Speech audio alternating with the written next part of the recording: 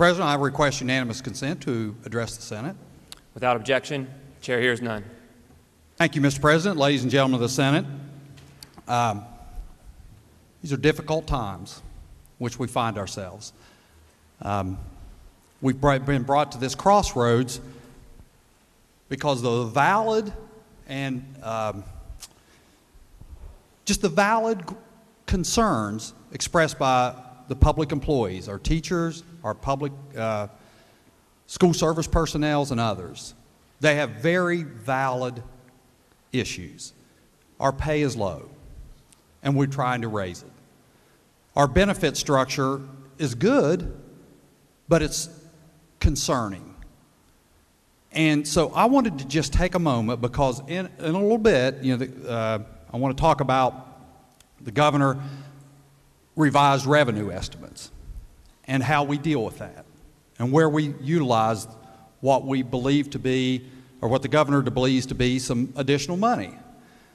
So what we have heard, and I heard it from my good friend from Logan, is that the real concern is the PEIA insurance program in West Virginia.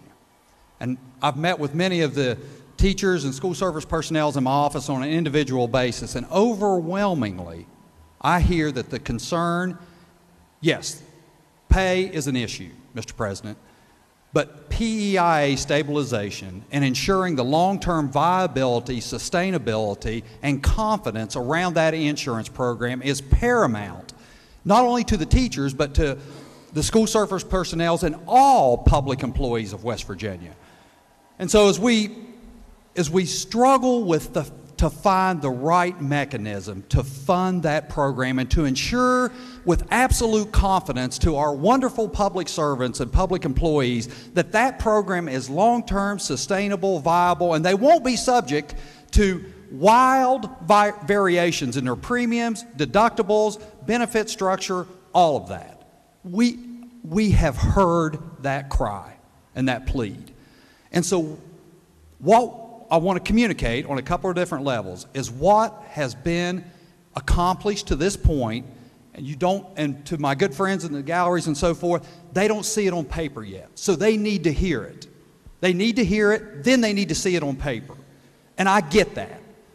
And so to this point, one of the things that has been done that has been poorly communicated that we're pursuing is that there was an effort to freeze the PEIA benefit structure and premiums going forward for the next year. And while all of the people that have those structures frozen are grateful, because many plans throughout the nation, all of us agree, are escalating at a very high rate. Medical inflation is high. So they're pleased that that has been frozen for this year, but they're concerned about when that freeze goes away. And we hear the refrain, a freeze is not a fix, and I get it. We get it. All of us get it. The Senator of Logan has tapped into that. We see that the freeze is not a fix. And rather than take $30 million, which is the price tag to freeze these premiums and benefit structures the next year, $30 million.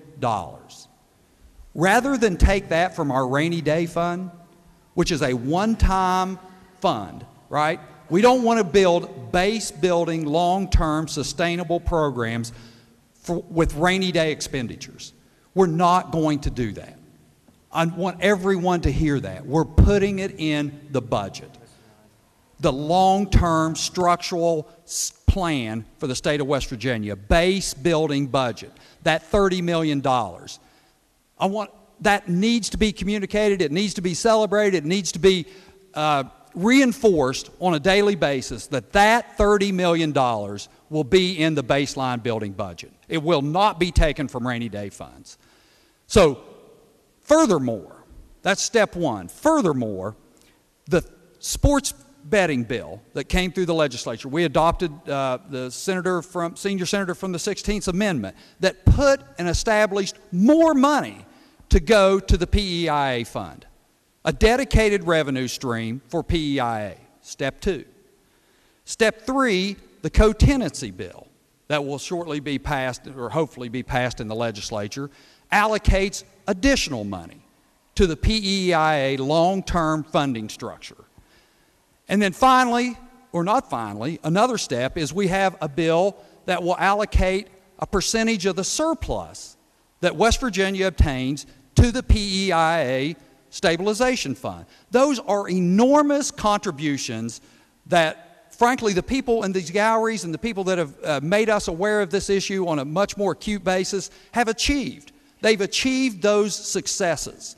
And so we celebrate that and the opportunity to do those things.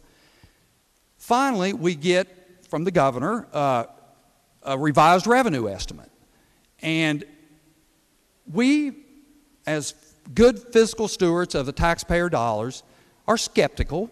Certainly we're skeptical. I think all people are skeptical when we see a revised revenue estimate after a contentious meeting. So we're going to put and think of a thoughtful manner to validate these numbers. But what I will say is this surplus will, with our plan will be adopted, will be dedicated to the PEIA Reserve Fund to long-term stabilize the problem. So that's an enormous sum of money that has been, that would probably not otherwise have been achieved if not for the wonderful input from our teachers and school service personnel and public employees around this state. These are wonderful achievements that they can take credit for and that we as good fiscal stewards of the taxpayer dollars are pursuing. In addition, we will be providing the pay raise that has already been adopted. It's not enough. We'd like to do more. We're going to do more as we move forward as a state of West Virginia together with our valuable public employees to lift the ship of state higher for everyone. For everyone. And there's no more valuable profession. I mean, we always hate to pick out different professions and so forth, but the work that our teachers do is incredibly respected. And we've heard from them that there's many of these seniority bills that have caused concerns within their community, and we're killing those bills as a result of much of their input, their angst about their concerns. We're killing those bills. So these have been enormous achievements, Mr. President, that as we continue to move forward and work in a collaborative manner with our friends and in the public education community and our public employees, we've heard from our retirees, we've heard from our teachers, we've heard from our citizens around the state that the PEIA helps not only, the PEIA stabilization helps not only teachers, it helps all public employees, retirees, others around the state. So we're listening, we're trying, we're putting the efforts around the money that can be absolutely substantiated. We're putting real dollars into the PEIA Stabilization Fund, not only now, but in future out-year budgets. Furthermore, we're putting together the task force. It's already been, we've received an executive order from the governor establishing that task force. And, you know, I know it's a cliche, but people say, can't we just all get along? We are a state at a crossroads. And we've created a powder keg. And we've heard and we've responded and we're trying. And I hope that the people can see that this legislature has done these things, these enormous things to truly address the issues that have been brought to us by the teachers, by the public employees, by the public about ensuring the long-term stability and viability of PEIA while providing as much of a pay raise as we can do with our fiscal condition. So the easy thing to do from a politician's perspective is always to just vote for the pay raises or vote for whatever benefit structure and live to fight another day. Please, those who are, concerned about a particular issue. But that's not what the people expect from us. I'm positive that the teachers and the public educators, they don't expect that. They want the truth.